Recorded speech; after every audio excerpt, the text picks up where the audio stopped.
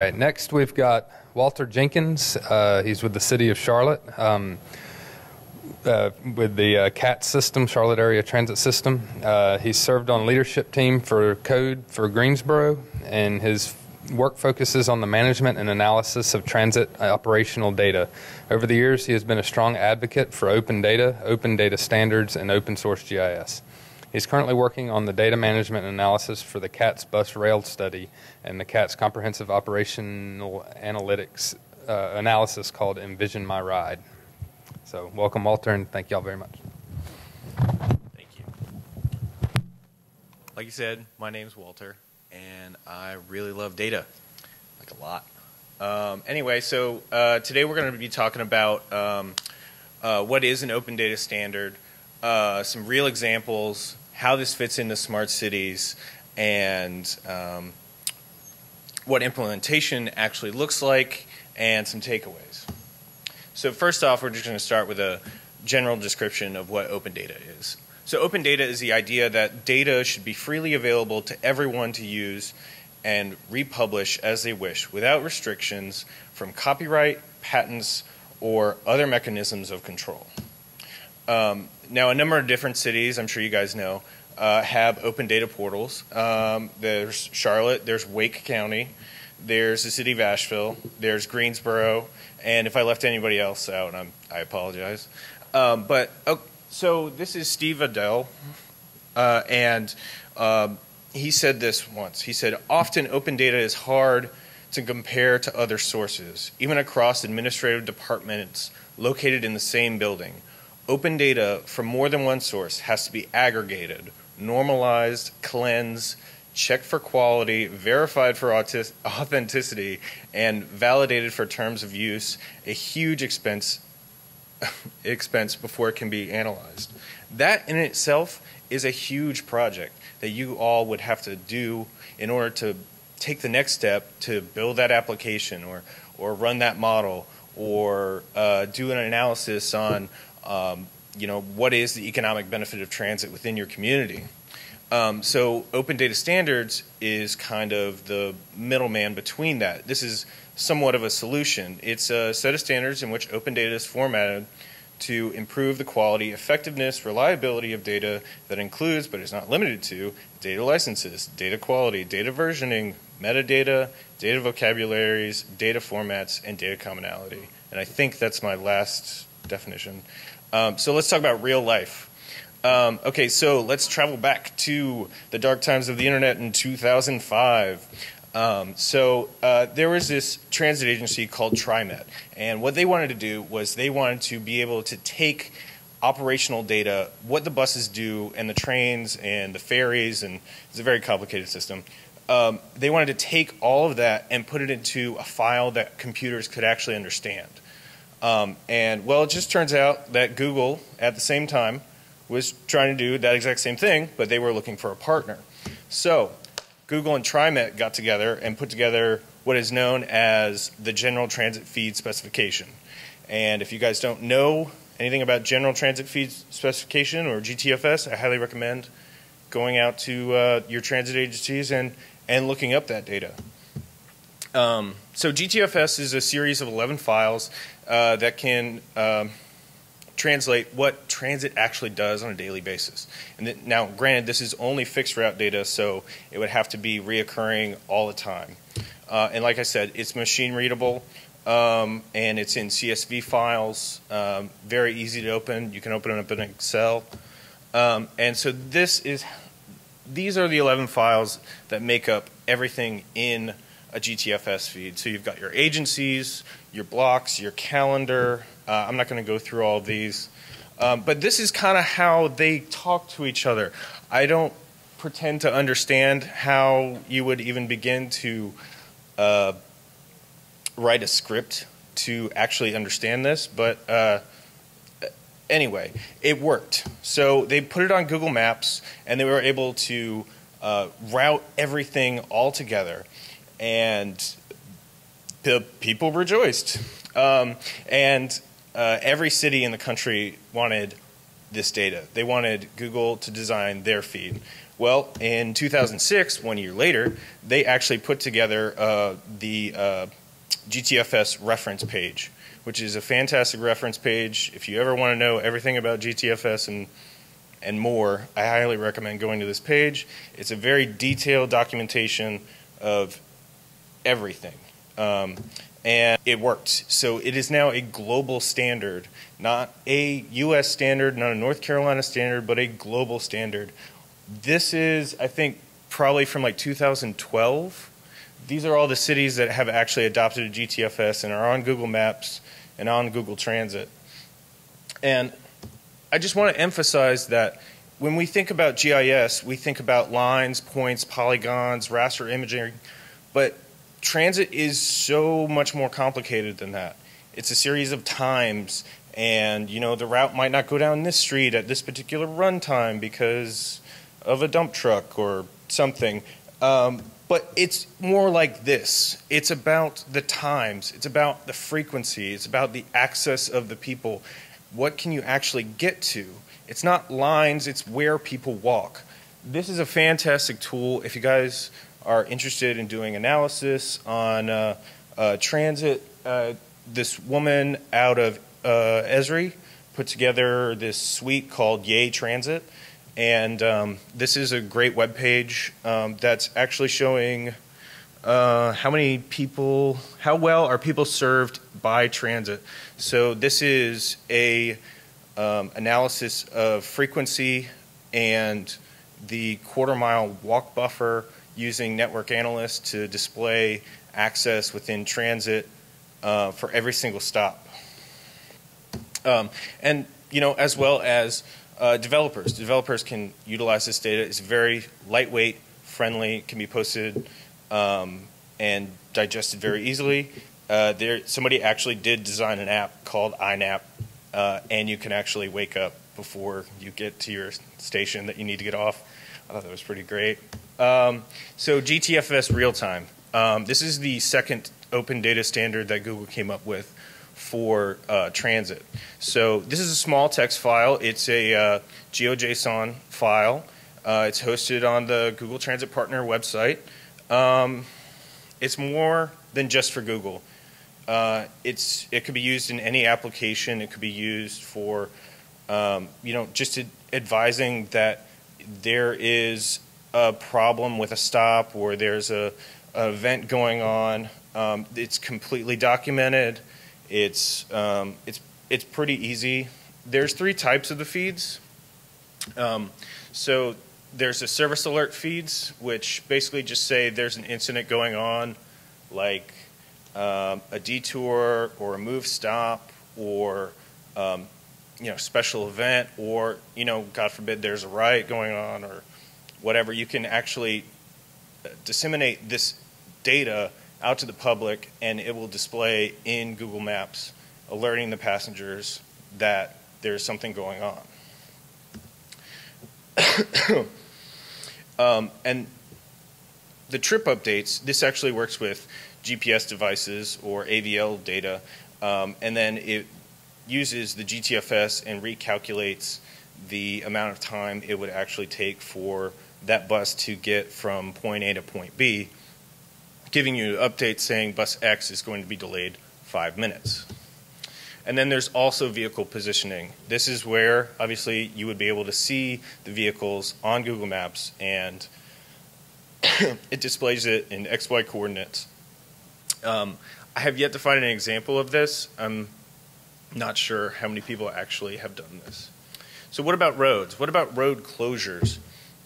This is something that cities deal with all the time. So this is an RSS feed from the city of Greensboro. I took a screenshot of it. This is how they disseminate information. You can get an RSS feed from the city of Greensboro just like this. But you know what? It's not geographically tagged.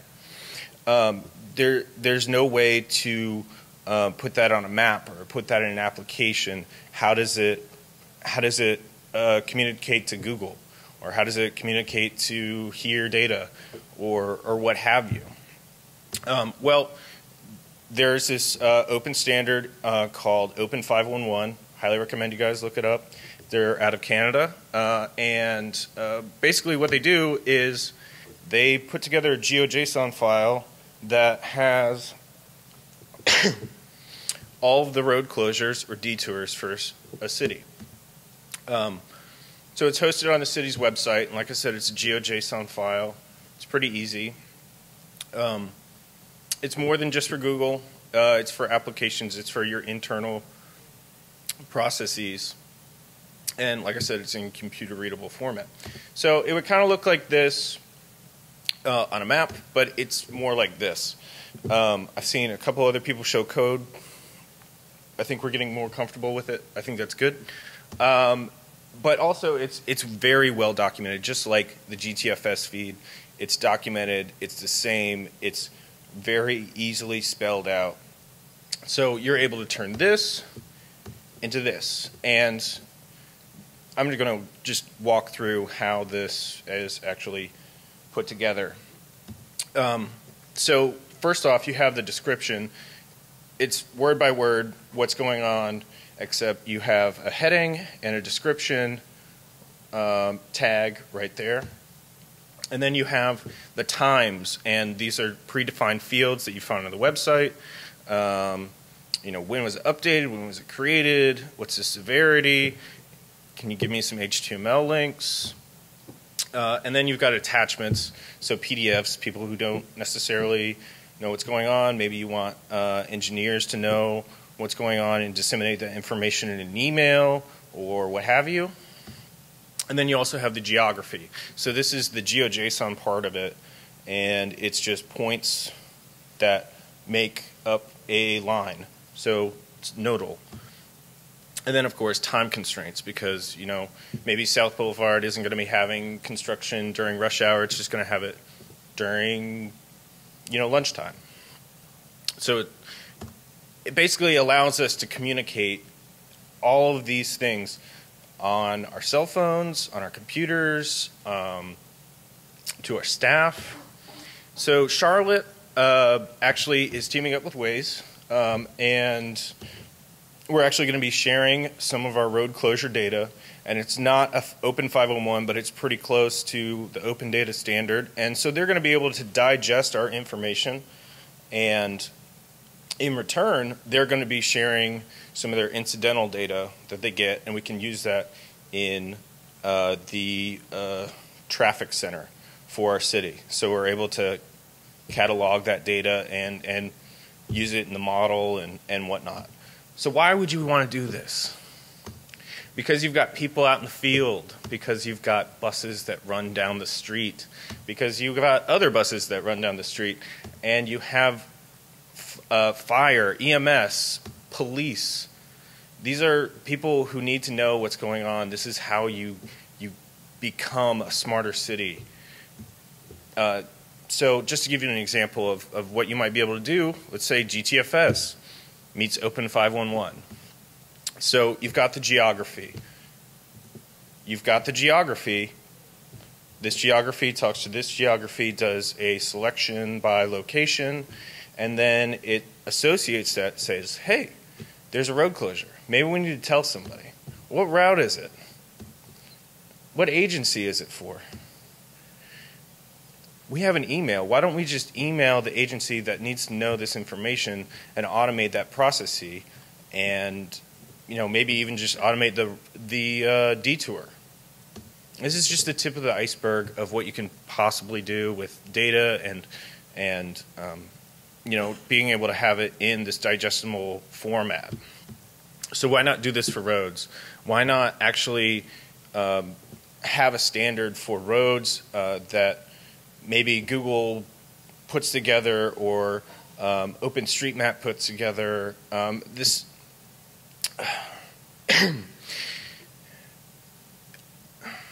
So this is actually the standard that Google has on their website, and you can actually share your Esri shape files with them.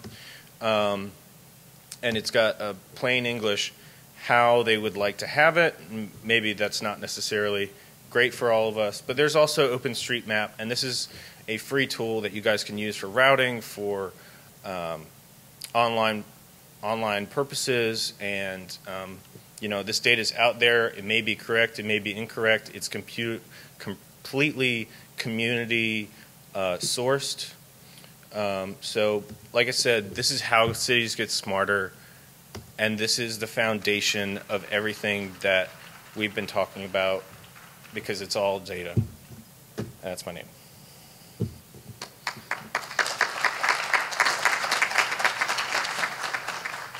Oh, any questions? Yeah. So you may or may not be the right person for this question, but you said there was a lot of automation in this type of process. How would you deal with the offset of, I guess, jobs that do that all the time, or jobs that are supposed to do that?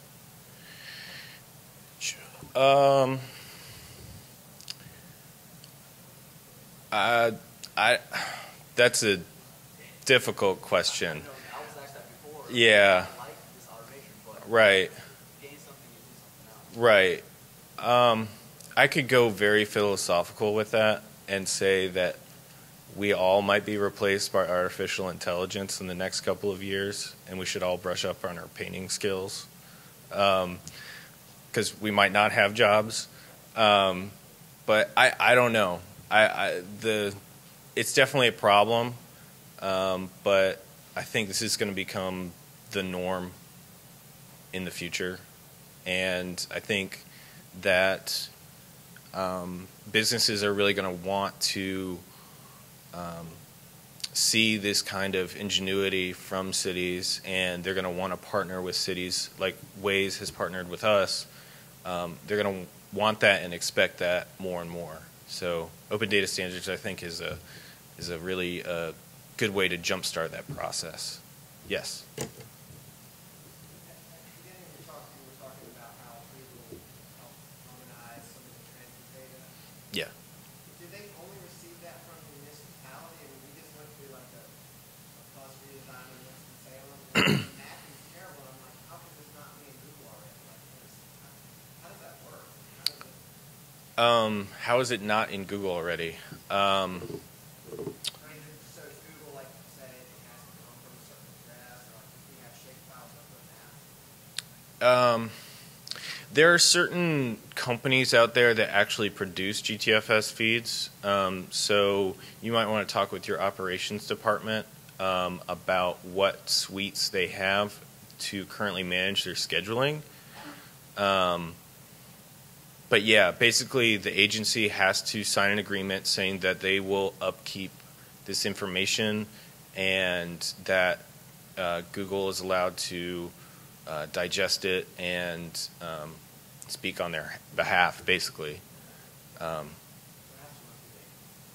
Yes, it has to run through the agency. Google will not just do it for you. Yes.